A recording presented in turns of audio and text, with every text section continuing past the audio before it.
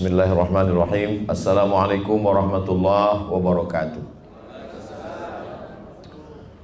Alhamdulillah wassalatu wassalamu ala rasulillah sayyidina wa maulana wa syafi'ina wa zukhrina wa qurrati a'yunina Muhammad wa ala alihi wa sahbihi wa man da'a bi da'watihi wa istanna bi sunnatihi ila yaumi liqa'i rabbih wa ba'du. Allahumma 'allimna ma yanfa'una wanfa'na bima 'allamtana innaka antal alimul hakim. Rabbi shrah li sadri wa yassir li amri wahlul 'uqdatam min lisani yafqahu qawli. Saya amat sangat berterima kasih kepada Kak Irma dan Ribat Fatimah Az-Zahra yang sudah bertungkus lumus, bersusah payah sehingga pertemuan kita pada petang hari ini boleh terwujud. Semoga semuanya dibalas Allah kebaikan-kebaikan dunia dan akhirat. Datuk-datuk, datin-datin, puan-puan, tuan-tuan, jemputan majlis yang besar tak dihimbau gelar, yang kecil tak dapat disebut nama. Pada petang hari ini, tajuk dari pertemuan kita adalah adab dan akhlak. Adab bahasa Arab, asalnya makdubatun, alif dal ba, makdubatun, adab. Asal daripada kata ni makdubatun artinya jamuan makan. Sebab bila kita beradab ada makanan. Ini tak ada, ni nampaknya kurang adab sikit.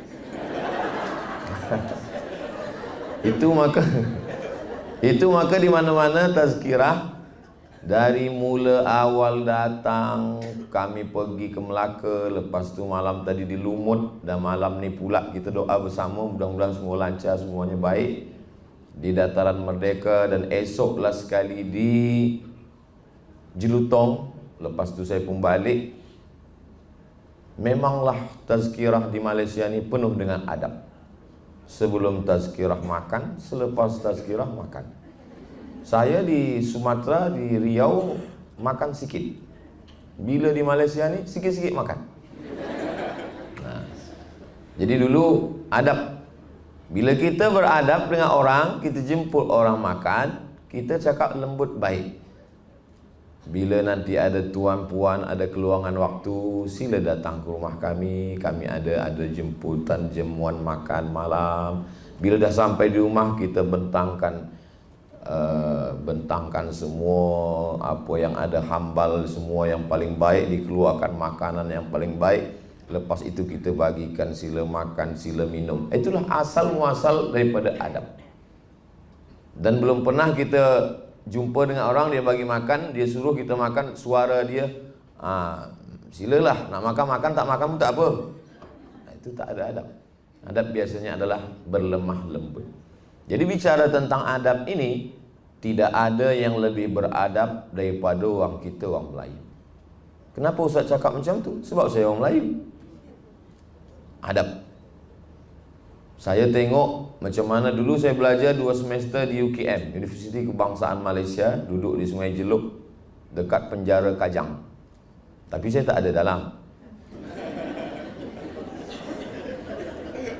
Biasa kami di Riau kalau nak tunjuk pakai telunjuk. Belanja ke pasar, kita beli sayur ke, beli ikan, beli ayam.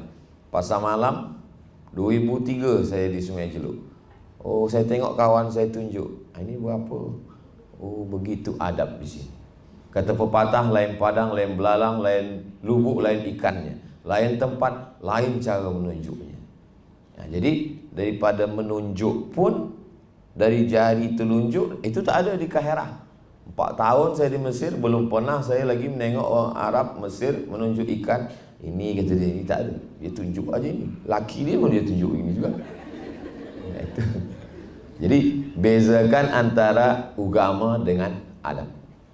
Maka masalah beradab, kita amat sangat beradab. Bagi orang Melayu, saya ini tak ada adab. Sebab apa? Sebab orang Melayu, dia tak boleh nampak, belahan celana dia tak boleh seluar. Mesti ditutup pakai kain soket. Tapi nanti malam kain soket dah siap lah. Dia mesti bertanjak, lelaki bertanjak. Di mana bumi dipijak, di situ langit dijunjung. Di mana ada lelaki bertanjak, di situ puan-puan bertudung. Bolehlah kita buatkan baju di mana lelaki bertanjak, di situ mini bertudung. Baru tulis. Artinya bahwa, maka kata Nabi SAW, idza ja'akum man tardawna dinahu, kalau datang seorang lelaki meminang anak gadis kamu, meminang cucu kamu, meminang adik kamu, apa yang pertama ditengok? Dinahu, pertama pada agamanya. Yang kedua, wa khuluqahu, adabnya, akhlaknya. Bila baik agamanya, baik adabnya, baik akhlaknya, fazawwijuhu, nikahkan dia. Sebab apa? Sebab belum tentu orang baik datang 2 kali. Mungkin dia datang 2 kali, tapi lepas itu dia dah berbini. Dia datang, kita pula tak siap. Idza ja'akum man tardawna dinahu, bila datang kau tengok orang suka agamanya, wa khuluqahu, bila bercampur antara agama dengan adab, mana kita dulukan? Dulu agama.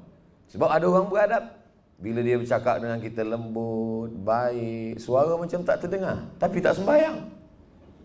Tapi ada pula orang sembahyang sunat qabliyah, ba'diyah, tahajud, duha, tapi bercakap keras, nak marah, sikit-sikit marah, sikit-sikit marah. Bila dah marah, semua binatang keluar dari mulut dia. Macam mana Islam ini memandang? Kata Nabi SAW, orang yang ibadahnya biasa-biasa saja, tapi dia berakhlak, itulah yang paling mulia. Macam mana kita nak ukur iman orang? Kata Nabi SAW, ahsanuhum khuluqan, orang yang paling hebat derajatnya adalah ahsanuhum khuluqan, orang yang paling elok akhlaknya. Maka Allah memuji Nabi Muhammad SAW. Tak ada Allah puji engkau yang sembahyang sampai kaki engkau bengkak, engkau yang sembahyang sampai kening engkau hitam, engkau yang pergi ke Makkah setahun 2 kali umrah dan haji. Tak ada. Apa kata Allah memuji Nabi Muhammad SAW? Wa innaka la'ala khuluqin azim, engkau yang berakhlak. Maka Nabi SAW mengatakan, innama bu'istu, aku ni diutus Allah Ta'ala kepada manusia, liutammima makarimal akhlak, untuk menyempurnakan akhlak. Dari bahasa kita tahu orang ni lembut atau kasar. Kita orang Melayu tak boleh sebut aku. Aku ni kata dia kasar. Aku adalah aku. Dia kata selalu sebut saya. Saya tu dari kata sahaya. Semua yang ada ha, itu selepas bahasa Melayu yang baru berubah. Baharu jadi baru. Sahaja jadi saja. Sahaya jadi saya. Sahaya maksudnya, saya ni seorang hamba sahaya. Hamba sahaya. Sudah hamba sahaya lagi. Begitulah dia merendahkan dirinya. Aku ni tak ada, saya ni tak ada apa-apa. Saya ni budak, saya ni hamba, saya ni sahaya. Dia tak angkuh, dia tak sombong. Begitulah dari mulai tutur kata, cakapnya, lembutnya, matanya, memandang, mendengar, bagaimana dia berbicara. Maka dalam Islam ni penuh dengan kelemburan. Sekarang orang selalunya guna istilah-istilah orang putih. Dia kata etik, dia kata moral. Maka bila kita nak ambil kata moral pun bolehlah, tapi ada Islamic morality. Maknanya akhlak yang Islami. Etik, Islamic etik. Sebab etik ni dia kesepakatan manusia di tempat tertentu. Misal kesepakatan manusia di kapal terbang, itu etik di kapal terbang. Bila kita masuk dia baik, bukan main. Saya ni ustaz, bila masuk kapal terbang saya dah tundukkan mata, tak tengok dia siapa juga. Apa khabar, kata dia. Nak duduk di mana? Kita dah duduk, dia bagi sapu tangan, dia bagi makan. Nak minum apa? Saya kata minum teh. Nak teh daun, teh pucuk, apa teh manis, atau berapa gula banyak. Baik, dia bukan main. Ini etik. Tapi bila kita dah sampai airport, sama-sama turun, dia dah tak kenal kita lagi. Kenapa dia baik semasa di pesawat terbang tu saja? Sebab etiknya begitu. Kalau adab tak begitu. Di atas pesawat terbang pun baik, di luar pun baik. Di rumah pun baik, di jalan pun baik. Di mana-mana tempat baik. Bila ada orang di rumah baik, di luar rumah tak baik, ini berarti dia punya ada 2 diri. Dalam Islam diri tak boleh 2. Orang yang ada 2 berarti na'udzubillah munafik. Itu arti munafik dari kata nafak. Nafaq artinya tunnel. Bila kita nak masuk tunnel ni, ada pintu masuk, ada pintu keluar. Maka nanti bila kita pergi, panjang umur, murah rezeki, boleh kita melaksanakan haji insya-Allah. Amin. Itu ada tulis di atas tunnel, nafaq. Apa ni kita masuk munafik? Munafik maknanya ada pintu masuk, ada pintu keluar. Orang yang punya dua wajah. Satu wajah baik, kata orang Jepun, wajah manusia ni ada tiga. Yang pertama, wajah dia dengan diri dia sendiri. Yang kedua, wajah dia dengan keluarga dia di rumah.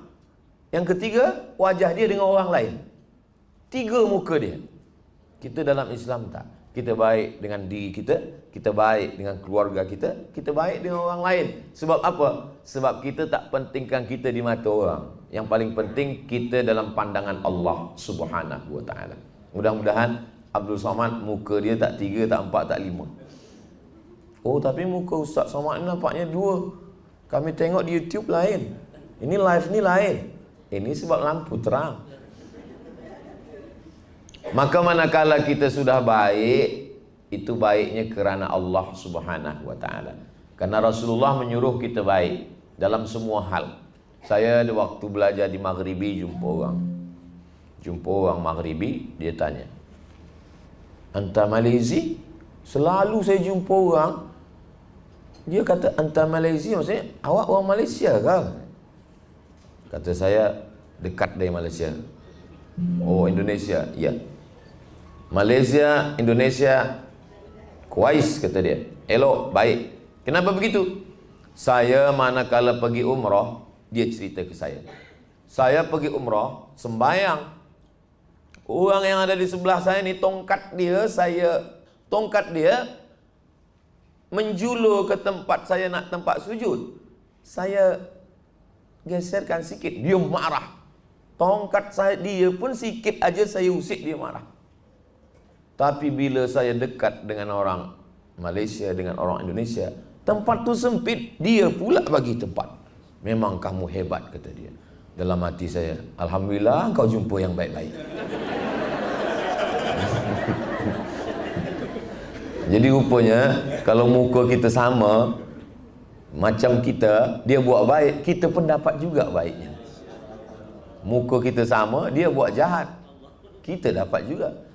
Aku masa di Masjidil Haram yang pindahkan aku tempat, macam inilah rupa dia, kata. Jadi beruntung kita punya muka orang baik. Maka orang baik ini mesti kita jaga. Kalau jumpa orang baik, apa kata Nabi doanya? Katsarallahu amsalak. Mudah-mudahan Allah membuat banyak orang-orang macam kamu. Nampak orang baik? Oh, baiknya Masya Allah. Katsarallahu amsalak. Allah memperbanyak orang baik macam kamu. Jadi bila saya tengok orang-orang seni yang baik-baik ini, katsarallahu amsalakum. Allah membuat banyak orang-orang baik macam kamu. Jadi begitu kita berjumpa dengan orang baik, al-hayatu rihlatun qasiratun. Hidup ini perjalanan yang pendek.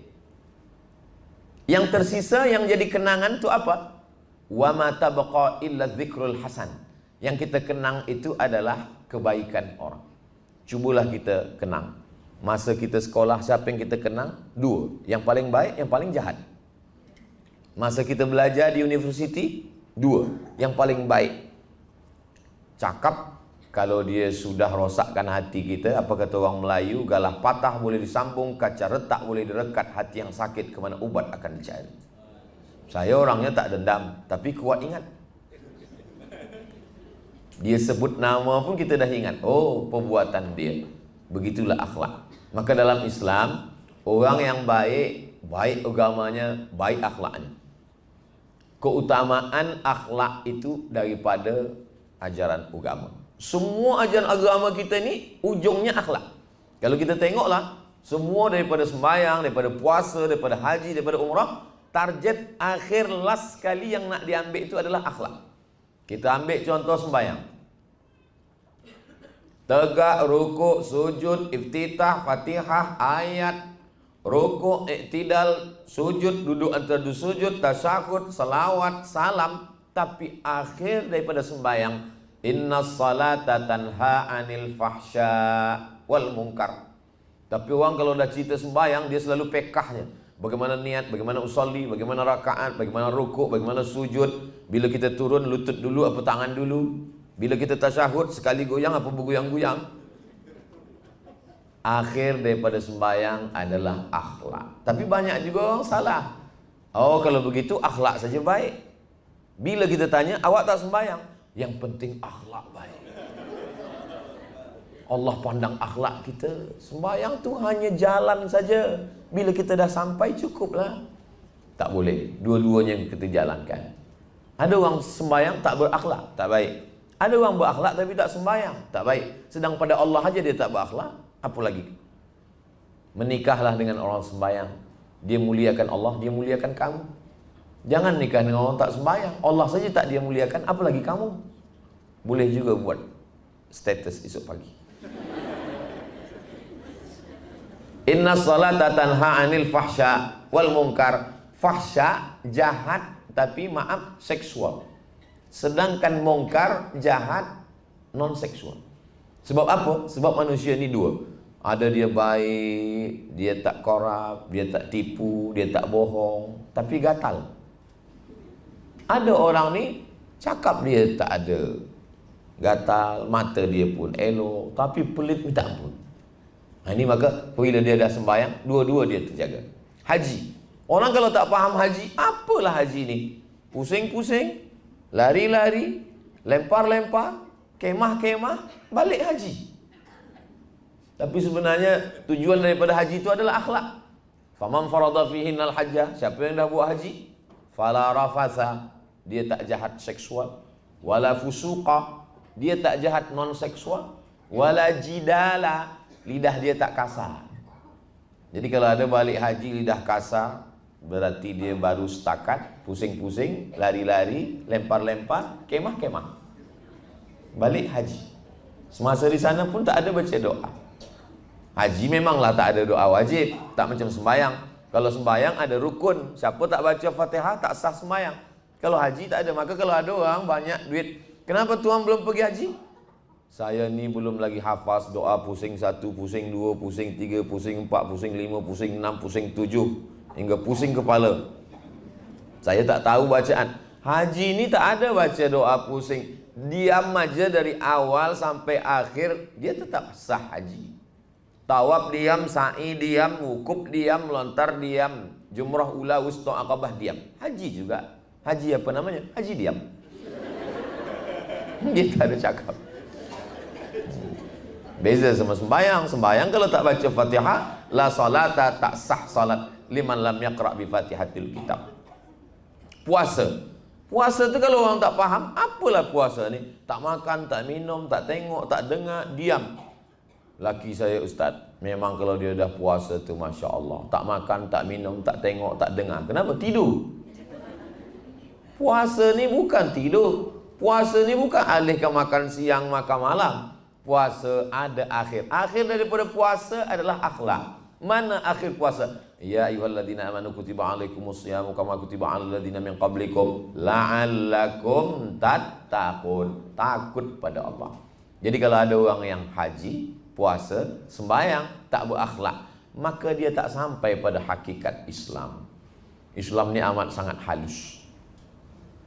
Ada seorang ulama namanya Ibrahim bin Adham. Imam Ibrahim bin Adham membeli kurma. Beli dari pasar, balik ke rumah. Sampai ke rumah, rupa-rupa di dalam kurma ada semut. Dia balik ke pasar. Dia pergi ke tempat jual kurma. Dia balikkan kurma yang ada semut tu balik. Orang heran, apa kau balikkan kurma untuk apa? Itu dah sah. Secara fiqh jual beli itu sudah sah. Aku jual kurma ini kepada engkau tunai, aku terima, sah. Mazhab Syafi'i ijab qabul dah sah. Tapi ada yang lebih tinggi daripada fiqh. Apa tu? Akhlak. Kenapa engkau balikkan? Di dalam kurma itu ada semut. Andai semut itu dah berbini beranak, terpisah dia dengan anak bini. Mana pernah kita fikirkan macam itu? Halus akhlak dia. Menengada lah.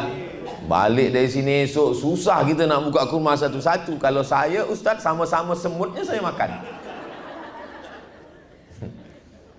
Itulah yang ada pada diri Nabi Sulaiman alaihissalam. Nabi Sulaiman alaihissalam, mana dia nak berjalan? Sebab apa? Sebab dia dengar ada pasukan semut. Wahai semut-semut, masuklah ke sarang-sarang kamu, supaya kamu tidak dipijak oleh pasukan tentera Sulaiman alaihissalam. Ada akhlak kepada binatang. Nabi sallallahu alaihi wasallam cakap, apa kata Nabi? Idza zabahtum fa ahsinu zabhah. Kalau kamu menyembelih haiwan, sembelihlah dengan baik. Macam mana menyembelih dengan baik? Falyuhidda syafratahu, pisaunya tajam. Wal yurih zabihatahu, matinya tenang. Tak boleh potong dengan tulang, tak boleh potong dengan kuku. Maka dalam Islam tak boleh potong bunuh dengan elektrik, tak boleh dengan air, dituang air hingga mati, tak boleh. Maka disembelih dengan lembut. Bismillahi Allahu Akbar. Kenapa sembelih itu tak Bismillahirrahmanirrahim, Ustaz? Dia tak sesuai. Rahman sayang, Rahim kasih. Kalau kasih tak sayang, tak potong. Takkan Bismillahirrahmanirrahim potong, kata kambing. Kata kau kasih sayang, kenapa kau potong juga? Maka dia cakap Bismillahi Allahu Akbar. Dengan nama Allah, Allah yang maha besar, kubalikkan makhluk ini kepada engkau ya Allah. Saya ni kalau bagi tazkirah, suara saya memang keras. Maka orang cakap, Ustaz Somad itu ustaz yang keras. Suara saya saja, hati saya lembut. Saya seumur hidup tak pernah potong ayam. Tak sampai hati saya menengok ayam itu mati. Tapi kami tonton ada di YouTube orang ustaz tengok potong kerbau, potong lembu. Itu 2 tahun lepas sebab ada training untuk slaughter, potong. Bila kami dah buat training, dia cakap, Ustaz, inilah masanya, potong. Takkan saya cakap tidak, nampak saya penakut. Saya potong Bismillahirrahmanirrahim. Tapi lepas itu tak ada. Petang ni pisau banyak di rumah, tapi untuk motong tidak. Tak sampai hati saya motong. Tapi bila dah siap, tak sampai pula hati tak makan. Itu ada akhlak.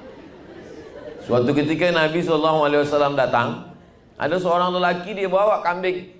Dia bawa kambing, dia asah pisau ni di hadapan mata kambing. Oh, Nabi marah. Apa kata Nabi? Aturidu antumitaha mautatin. Apa engkau asah hadapan mata dia? Engkau nak bunuh dia berkali-kali. Asahlah di belakang, asahlah di dapur. Lepas tajam baru potong, kata Nabi SAW. Tak boleh kambing tu menengok mata pisau. Terkejut dia, pucat pasi dia, takut dia menengok. Tak boleh menakut-nakuti binatang. Menakutkan binatang pun tak boleh. Apa lagi menakutkan suami?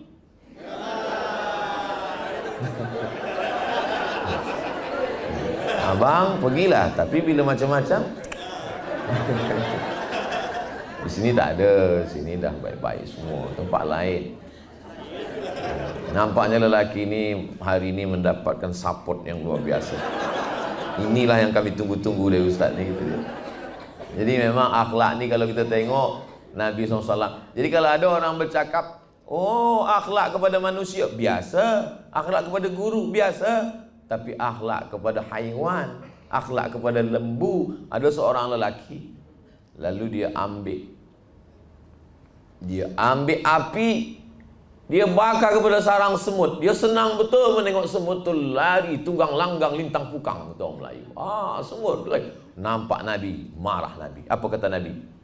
La yu'adzibu bin nar illa rabbun nar. Tak boleh membunuh dengan api kecuali Tuhan pemilik api. Kenapa engkau bunuh api? Dalam perjalanan panjang ada seorang lelaki, dia ambil anak burung, dia bawa balik ke rumah. Kata Nabi, dapat dari mana? Sana. Balikkan anak burung ni ke sarang induknya, akan menuntut di hadapan engkau, di hadapan Allah Subhanahu wa taala. Maka saya, anak kemanakan kalau dia nak minta main-main binatang yang saya tak bagi.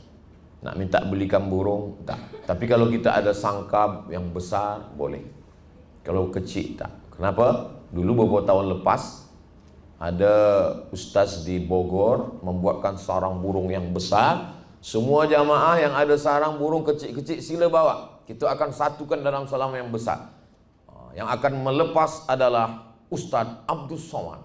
Saya lah melepas burung. Bila kita lepas, rupanya dia tak boleh terbang. Sebab apa? Sebab tak pernah terbang. Dia berjalan sedih menengok. Berjalan macam katak. Dia tak pernah terbang. Apalagi burung ni hanya seekor. Sejak akil balik sampai tua tak berbini. Dia menjerit, kata yang punya, hebat, the best. Padahal dia menjerit, bini, kata dia. Kita sudah menyiksa. Ikan begitu juga. Dulu saya punya burung serindit, warnanya hijau, suka betul. Satu hari saya sedang duduk, umur saya masa itu 10 tahun. Lama saya berfikir, macam mana burung ni? Saya dibagi orang, dibelikan untuk saya hadiah dari Riau. Bila satu hari saya gantung dia di pokok jambu, saya tengok, oh sedihnya burung ni. Mana mak dia, mana ayah dia? Saya buka, saya lepaskan. Lepas tu pakcik saya tanya, mana burung serindit? Tak tahu, lepas, kata saya. Sejak itu sampai hari ini tidak. Saya tak nak siksa binatang. Kenapa? Karena ada hati dan perasaan, merasakan perasaan orang lain. Inilah yang paling susah. Itulah ajaran Islam. Itu maka saya di mana-mana tazkirah saya bagi tahu. Saya tazkirah dalam waktu 60 menit. Supaya apa? Saya tahu perasaan orang lain. Sebab setengah orang mendengar tazkirah itu dia fikir, bilalah selesai ini.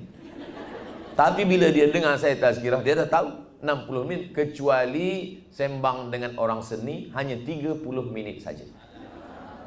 Bukan salah saya. Tanyalah Kak Irma.